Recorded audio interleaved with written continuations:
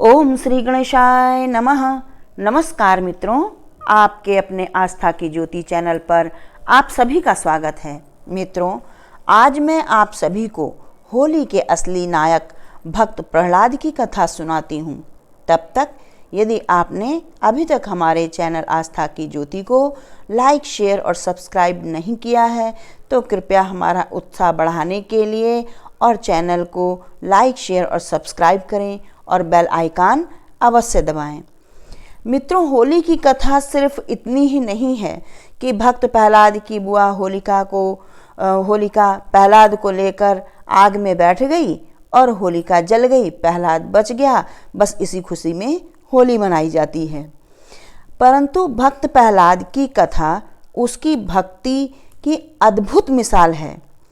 मित्रों, अपने बच्चों को इस प्रकार की कहानियाँ सुनाएं जिससे उन्हें भी अपने सनातन संस्कृति का ज्ञान हो। अपने बच्चों को अपनी संस्कृति का ज्ञान कराना अति आवश्यक है। मित्रों, अब हम आपको भक्त प्रहलाद की कथा सुनाते हैं। ध्यान से सुने। भक्त और भगवान की एक कथा। प्रहलाद हिरण्यकश्यप का पुत्र था। वह श्री हरि का परम भक्त था। वह सदैव ही हरि हरि ओम नमो भगवते वासुदेवाय गाता रहता था। हिरण्यकश्यप एक असुर था और वह श्री हरि से बहुत ही घृणा करता था, क्योंकि श्री हरि ने उसके छोटे भाई हिरण्याक्ष का वध किया था। हिरण्यकश्यप ने ब्रह्मा जी की तपस्या करके उन्हें प्रसन्न किया और वरदान प्राप्त किया कि वह न मानव, न दानव, न सुर, न पशु, न अंदर न बाहर, न दिन न रात उसे कोई भी न मार पाए।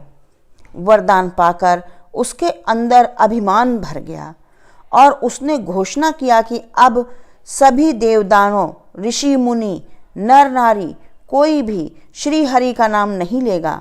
अब केवल हिरण्यकश्यप का ही पूजन होगा।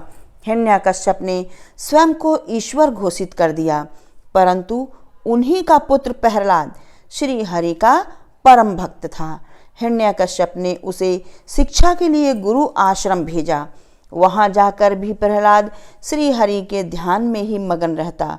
उसको देखकर अन्य बालकों की भी हिम्मत बढ़ने लगी। वे भी श्री हरि का ध्यान करने का सोचने लगे। तब गुरु जी ने प्रहलाद को वापस महल में लाकर उसके पिता को सौंप दिया और कहा कि यह बालक आठों प्रहर श्री हरि का ध्यान करता रहता है, जिससे अन्य बालकों पर भी गलत असर पड़ रहा है। हिरण्यकश्यप के क्रोध की सीमा न रही। उसने सैनिकों को बुलाया और कहा, इसे ले जाओ और पर्वत से नीचे समुद्र में फेंक दो ताकि इसकी मृत्यु हो जाए। गिरने से या फिर समुद्र में डूबकर किसी जहरीले जानवर से खाने से इसकी मृत्यु हो जाए। मैं ऐसा पुत्र लेकर क्या करूँगा जो मेरे ही शत्रु का ध्यान करता रहता है।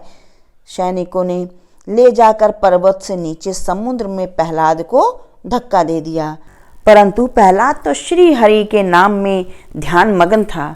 प्रभु ने अपने पुत्र को अपनी बाहों में ले लिया और उसकी जान बचाई। फिर हिरण्यकश्यप ने अपने सैनिकों को आदेश दिया कि उसे पागल हाथी के पैरों के नीचे कुचलवा दिया जाए, परंतु पागल हाथी ने भी प्रहलाद को छुआ तक नहीं और नतमस्तक होकर चली गई। अंत में हिरण्यकश्यप ने अपनी बहन होलिका को आदेश दिया कि बहन, तुम्हें तो वरदान है कि तुम पर अग्नि का कोई प्रभाव नहीं पड़ेगा। तुम ही प्रहलाद को लेकर अग्नि में बैठ जाओ, जिससे प्रहलाद अग्नि में जल जाए, परंतु आप बच जाओगी। जब होलिका प्रहलाद को लेकर अग्नि में बैठी तो होलिका स्वयं ही जलकर राख हो गई और प्रहलाद जीवित रहा। इसी खुशी में होली मनाई जाती है। होली के एक दिन पहले होलिका को जलाकर असुरी शक्तियों का विनाश करते हैं और घरों में सकारात्मक शक्तियों का और सुख समृद्धि का वास होता है। होली की राख घर में लाकर चारों ओर छिड़कें और अपने माथे पर लगाएं, जिससे आप सभी परेशानियों से मुक्त हो सकें। ऐसी ही सुंदर सुंदर और लाभदायक जानकारियों के साथ हम फिर मिलेंगे। तब तक के लिए जय माता दी। धन्यवाद मित्रों।